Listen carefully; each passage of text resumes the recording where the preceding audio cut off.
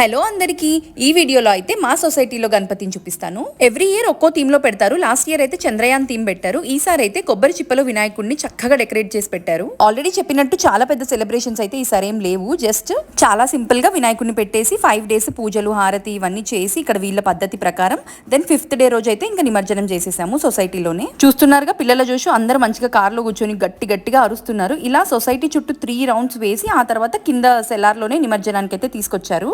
ఇక్కడ ఇంక అందరూ దండం పెట్టేసుకొని ఫైనల్ గుడ్ బైస్ చెప్తున్నారు గణపతి పప్పాకి. మన దగ్గర పూజా సెలబ్రేషన్స్ వీటన్నిటికి ఇక్కడ జరిగే వాటికి కొంచెం డిఫరెన్స్ అయితే ఉంది.